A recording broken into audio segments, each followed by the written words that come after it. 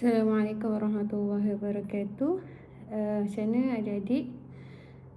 Akak kira hari ni dah hari kedua. Alhamdulillah, perjalanan Antuna yang penuh dengan cabaran. Dan akak yakin setiap pada kita mendapat banyak tarbiyah daripada Allah sepanjang perjalanan. Okay, so rasanya semua orang dah sampai di tempat yang baru. Harapnya dapat mengecas tenaga walaupun masa yang sedikit, semoga berkah di sisi Allah. So hari ini insya-Allah taujihat sedikit untuk bekalan jiwa yang akan nak share dengan Antuna. InsyaAllah bukan satu kisah yang jarang didengar, bahkan kisah yang kerap kali didengar. Bahkan kita pun ada bercerita tentang kisah sahabat ni kepada adik-adik, iaitu akan nak bawakan kepada Antuna sebagai bekal kisah Mus'ab bin Umair. Okey, so macam yang kita tahu, Mus'ab bin Umair ni adalah seorang sahabat yang sangat terkenal lah sebelum keislaman. Bahkan sangat hebat lah selepas Allah memberi hidayah dan dia memeluk Islam.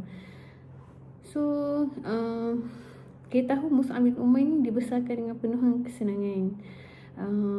Semua yang limited edition tu dia ada lah kot maksudnya macam pernah dikisahkan tentang minyak wangi yang dimiliki oleh Mus'ab bin Umair. Kalau lalu dekat pasar tu, orang tahu dah tu Mus'ab bin Umair. Tak ada orang lain yang ada perfume sama, sebab hanya dia yang mampu untuk memiliki perfume yang mahal tu kan. So subhanallah, nak dipendekkan cerita, Allah membuka jalan kepada Mus'ab bin Umair ni, seorang rijal, untuk memeluk Islam dan bersama dengan Rasulullah dan para sahabat yang lain menjadi antara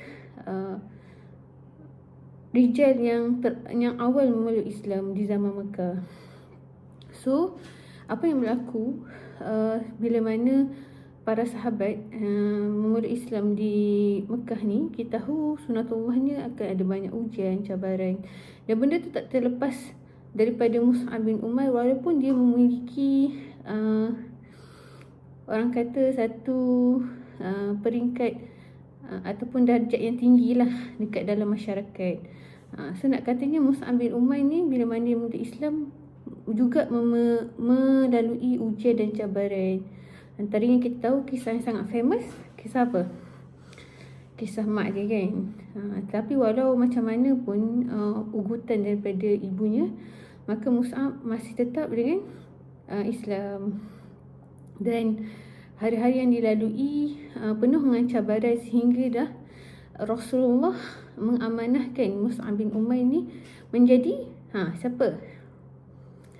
Duta Islam yang pertama. Betul, duta Islam yang pertama ke Madinah selepas Bai'ah Aqabah. Apa peranan Mus'ab ni? Dia perlu bergaul dengan manusia dengan tempat yang dia tak pernah pergi, manusia tak pernah kenal, tetapi dihantar oleh Rasulullah untuk menyampaikan Islam. Besar cabaran Mus'ab ni sebenarnya kan. Tetapi dengan penuh yakin dan tawakal kepada Allah, ikhlas untuk melaksanakan amanah yang diberikan, maka Mus'ab berangkat. Kan? Kita pun tak tahu apa perasaan dia pada waktu tu, nak pergi tajmid dekat tempat yang dia tak pernah pun sampai kan. Tapi dengan izin Allah, Allah menyampaikan dia ke Madinah. Dan diceritakan tentang betapa Mus'ab ni sangat berusaha mengetuk setiap pintu yang ada dekat Madinah kan. So hebat kan, macam mana Mus'ab ni nak ketuk pintu orang yang tak kenal ni. Tapi dia buat juga. Dan dengan izin Allah, berjaya tak berjaya? Apa bukti Mus'ab ni berjaya?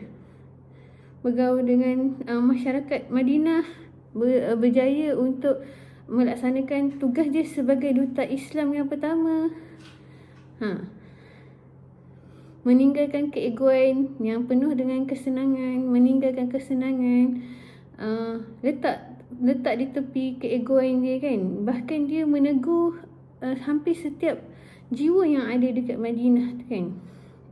Buktinya apa? Berjayanya Mus'ab ni bila mana kita melihat sampainya Muhajirin dan Rasulullah Rasulullah sendiri ke kota Madinah. Macam mana mereka disambut? Adakah dibaling batu seperti di Taif?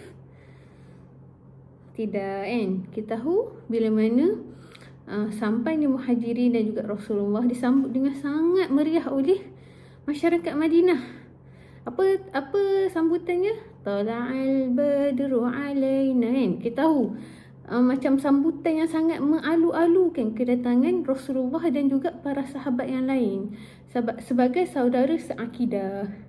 So besarlah peranan Mus'ab bin Umair ni, dan dia bersama Islam sehingga akhirnya dia syahid di bila? Perang Uhud, kan? Bila mana syahidnya tu dikisahkan, sahabat sedih kan tengok Mus'ab ni.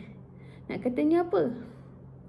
Kain kafan yang menutup jasad syahid Mus'ab ni tidak cukup, kan? Tarik di muka, terkeluar kaki, tutup kaki, terkeluar muka, kan? Nampak kurang di dunia, kan? Tetapi dia telah pergi menghadap Allah dalam keadaan yang penuh mulia sebagai seorang syahid. So insya-Allah, kan, nak bagi bekal untuk kita teruskan perjalanan lagi dengan tas yang akan diberikan selepas ni, insya-Allah. Semoga roh Mus'ab bin Umair ni hiduplah dalam diri kita dan menjadi bekal. Maksudnya tidak ada yang mustahil dengan izin Allah. Tidak ada yang mustahil dengan kehendak dan yakinnya kita pada Allah, kan, dengan apa yang kita tengah bawa, kan. Ketuklah pintu, halaluilah kesusahan, jadilah duta Islam tu dengan penuh izzah seperti mana Mus'ab bin Umair. Tidak ada yang mustahil bila mana kita ada Allah dalam kehidupan kita. So insya-Allah adik-adik, semoga Allah bersama dalam meneruskan perjalanan seterusnya. Selamat menjadi Mus'ab bin Umair.